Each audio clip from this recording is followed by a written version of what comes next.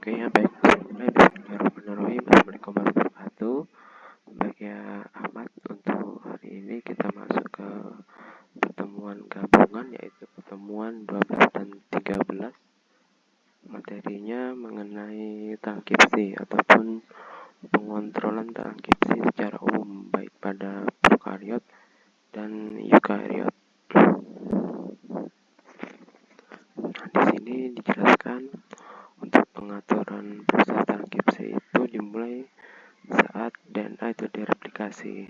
Saat DNA itu direplikasi, itu dia akan mengikuti perubahan lingkungan dan dihasilkan ataupun tidak dihasilkan RNA. Nah, RNA ini yang dihasilkan itu biasanya itu digunakan untuk proses metabolisme, sedangkan yang tidak diproduksi biasanya itu dimatikan karena akan membuat tubuh itu mengalami kemunculan penyakit, jadi tidak akan diproduksi. Nah, hasil dari RNA yang diproduksi itu berupa protein-protein yang gunanya untuk menghadapi perubahan lingkungan.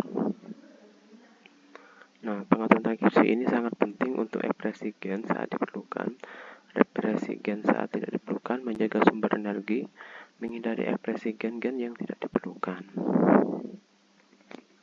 Kemudian pengaturan transkripsi itu tempat pengaturannya saat itu terjadinya proses transkripsi ataupun pembuatan RNA. Nah, transkripsi itu langkah-langkahnya ada inisiasi, elongasi, terminasi.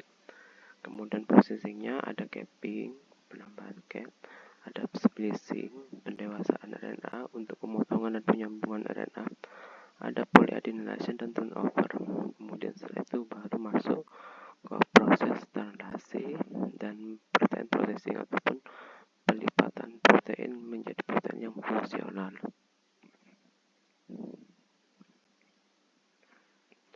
Kemudian transkripsi prokaryotik itu opron. Ini adalah kelompok gen-gen yang saling berhubungan yang ditranskripsi oleh promotor yang sama. E. coli genom itu ada sisi mulai untuk sintesis messenger tryptophan. Karena di situ ada RNA polisistronic, ya. RNA polisistronic itu maksudnya RNA yang segaris lurus yang dihasilkan dari proses transkripsi. Nah, hasilnya itu berupa protein-protein yang bisa ditranslasi. Kemudian gen-gen ini multiple itu ditranskripsi sebagai satu transkrip. Jadi gen-gen ini langsung dihasilkan secara bersamaan dalam satu proses transkripsi. Nah, karena prokaryotik itu tidak punya nukleus, maka proses transkripsi dan translasi itu bisa terjadi secara bersamaan. Kemudian struktur RNA ini mengandung ribosa, gula ribosa, basanya itu ada adenin, guanin, sitosin, dan urasil. Urasil berpasangan dengan adenin. Secara kimiawi ini berbeda sedikit dengan DNA, tetapi secara struktural ini mempunyai perbedaan yang besar. Kemudian jadinya itu tunggal, kemampuannya untuk membentuk struktur 3 dimensi itu dapat fungsional. Kemudian variasi struktur RNA. Ada struktur kedua dan struktur tersier. RNA ini lebih mirip protein daripada DNA. Domain strukturnya itu dihubungkan oleh domain yang lebih fleksibel sehingga fungsinya berbeda. Contohnya ribosim ini untuk mengkatalisis RNA. Nah, kemudian proses pembuatan RNA itu dimulai saat terjadi pengikatan RNA polimerase itu pada RNA-nya. Baru setelah itu RNA polimerase menempel pada DNA. DNA ini akan melting ataupun menjadi terbelah. Setelah itu yang nomor 3, pasangan basa dan nukleotida trifosfat pertama itu untuk memulai basanya pada DNA.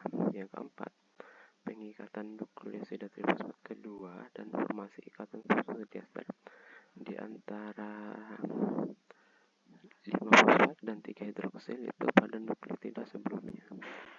Yang kelima, pengikatan dan penambahan nukleotida trifosfat ketiga ini melanjutkan proses dengan setiap nukleotida trifosfat sebelumnya karena RNA polimerase bergerak sepanjang tempat DNA.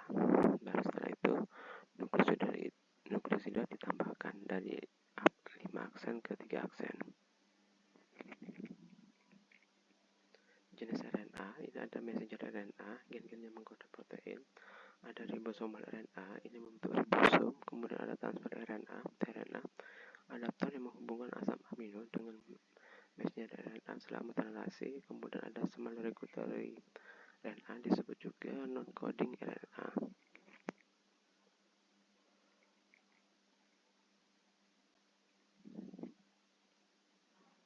Kemudian pengaturan transkripsi itu ada transkripsi itu ada inisiasi, terminasi, processing, capping, splicing, validasi, turnover, translasi, dan protein processing. Inisiasi ada RNA polimerase, ada faktor transkripsi, ada promotor DNA, sistem pengitaan RNAP, operator ini berhubungan dengan pengikatan represor. Kemudian ada faktor transkripsi yang terikat pada sisi lainnya. Kemudian subskripsi itu dimulai dari plus angka 1. Kemudian inisiasi RNA polimerase itu terdiri dari 4 subunit. Ada faktor sigma, ini menentukan spesifitas promotornya. Ada holoenzim, kemudian ini gunanya untuk mengikat sekuens promoter, mengkatalisis open kompleks, dan transkripsi DNA menjadi RNA. Kemudian RNAP ini mengikat sekuens promoter spesifik. Faktor sigma ini mengenali sekuens konsisten hanya -10 dan 35.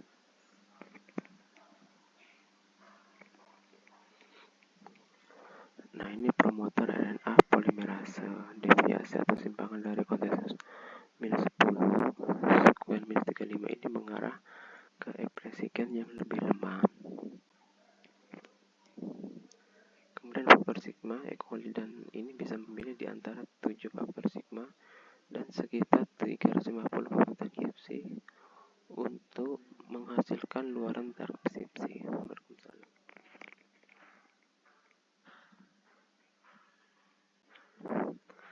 Kemudian pada bakteri itu ada lac operon control lac operon ini pada bakteri. Ini represor yang terikat ini akan mencegah RNAP itu melekat pada bagian promotor sehingga tidak terjadi proses transkripsi. Kemudian sebuah faktor transkripsi ini bisa mengaktifasi yang diperlukan untuk melengkapi ekspresi lac operon.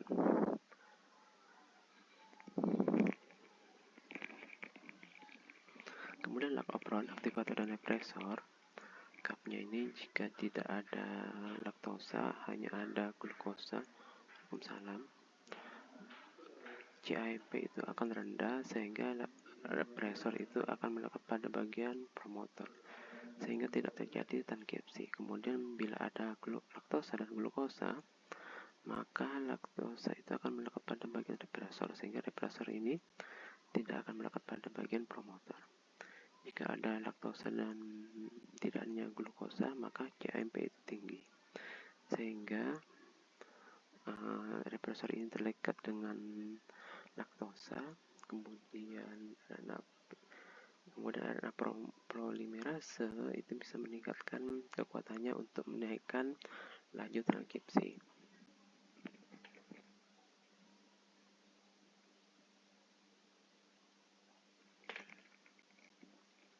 Kemudian faktor-faktor yang mengaktifkan transkripsi ada elektron helix, ini mengikat major grup DNA. HTA merupakan salah satu dari banyak transkripsi faktor motif. Kemudian pengikatan kofaktor maupun konfirmasi, CRP ini terikat dengan CAMP, meliputi perubahan induksi allosteric.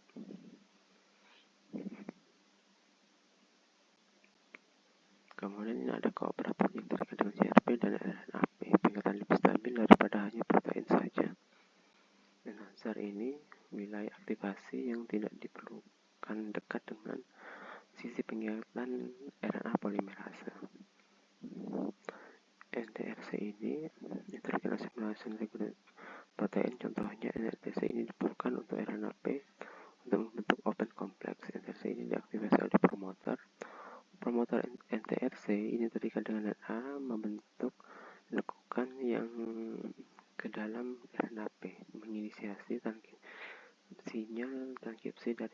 0,54. Kemudian berikutnya kontrol transkripsi pada proses akhiran atau terminasi. Terminasi transkripsi, bakteri belum mengakhiri transkripsi pada ujung gen. Dua mekanisme terminasi transkripsi pada bakteri ada row independent lebih umum dan row dependent. Kemudian row independent termination, sekuen terminasi mempunyai dua ciri. Ada serial residu daerah kaya GC yang saling komplement. Sekuen kaya GC yang membentuk loop atau perulangan. Stem loop menyebabkan polimerase terhenti. Residu tidak stabil, akhirnya rantai RNA dilepaskan. Kemudian row dependent determination, row merupakan protein hexamer melingkupi 70-80 base RNA. Row ini, protein row akan berikatan dengan RNA menggunakan aktivitas enzim ATPase untuk bergerak sepanjang RNA sampai sisi RNA polimerase dan akan membuka rantai ganda DNA ataupun RNA yang hibrid.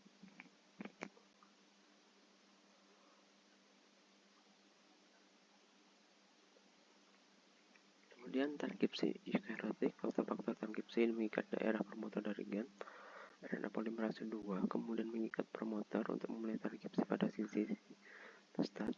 Enhancer ini ada sekuen DNA di mana faktor transkripsi spesifik terikat untuk meningkatkan laju transkripsi. Itu ada enhancer, ada aktivator, ada kotak patah, ada faktor transkripsi RNA polimerase melekat pada bagian promotor. Ini ya, faktor transkripsi dan RNA polimerase terikat pada bagian promotor dan enhancer juga melekat pada bagian promotor, maka terjadi sintesis messenger RNA.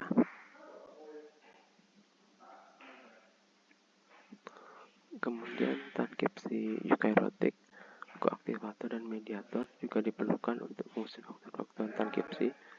Koaktivator dan mediator ini mengikat faktor-faktor transkripsi dan bagian lain dari komponen ataupun aparatus transkripsi.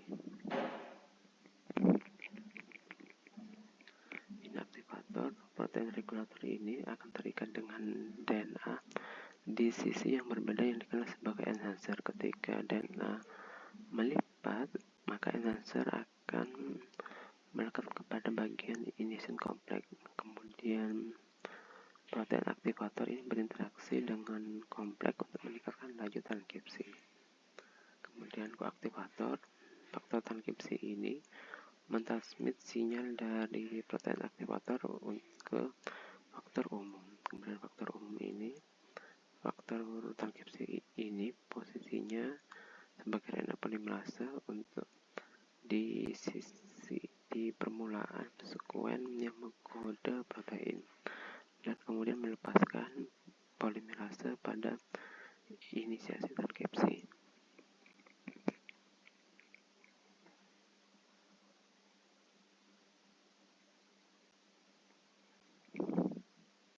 Kemudian struktur kromosom eukaryotik dan eukariot ini dikemas dalam kromatin. Struktur kromatin ini berhubungan secara langsung dengan pengaturan ekspresi gen. Struktur kromatin ini mulai dengan organisasi DNA dalam nukleosom. Nukleosom ini mungkin memblok RNA polimerase 2 untuk bergabung dan promoter. Kemudian struktur kromosom eukaryotik ada metilasi, penambahan CH3 pada DNA atau protein histone berhubungan dengan pengaturan ekspresi gen. Kelompok nukleotida sitosin yang terminasi ini akan mengikat protein yang menghambat aktivator untuk terikat dengan DNA. Metilasi pada protein histone ini berhubungan dengan inaktivasi daerah kromatin.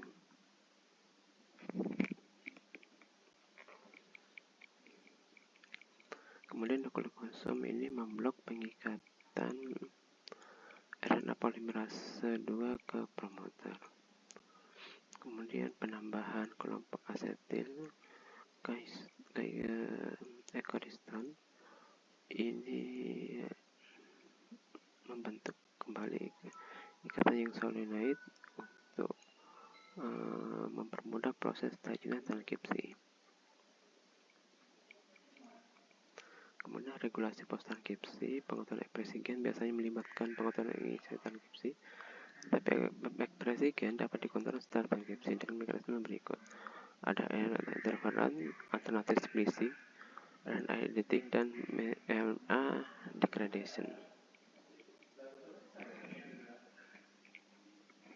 Regulasi post-transkripsi RNA interferon ini melibatkan pemakaian molekul small RNA, enzim Deser, memotong double-stranded RNA menjadi potongan-potongan kecil RNA.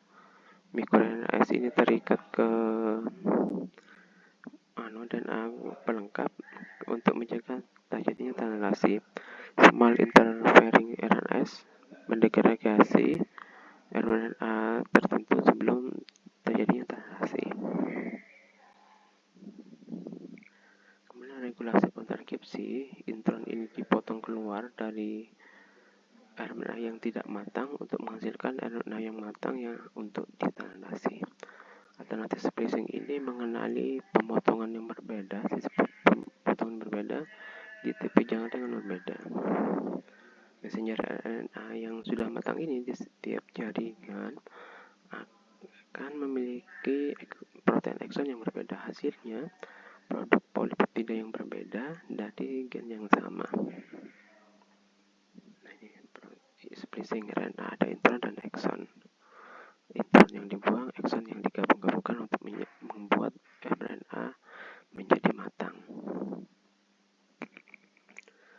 Kemudian regulasi post-transkripsi RNA editing ini menciptakan messenger RNA yang matang yang sebenarnya tidak dikodok oleh genom. Sebagai contoh, poliprotein B ini hadir di dalam dua bentuk isoform. Satu isoform dihasilkan oleh editing RNA untuk menciptakan stop codon. Kemudian RNA editing ini dari jaringan tertentu.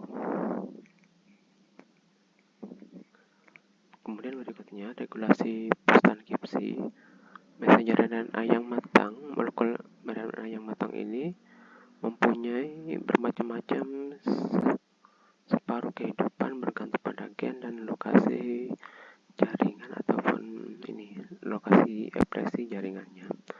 Jumlah polipeptida ini dihasilkan dari gen tertentu yang bisa dipengaruhi oleh setengah kehidupan dari molekul RNA. Nah, ini adalah inisiasi atau permulaan transkripsi.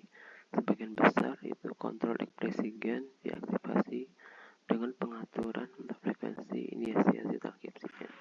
Kedua, RNA splicing. Ekspresi gen ini bisa dilengkapi dengan mengubah kecepatan splicing pada eukariot.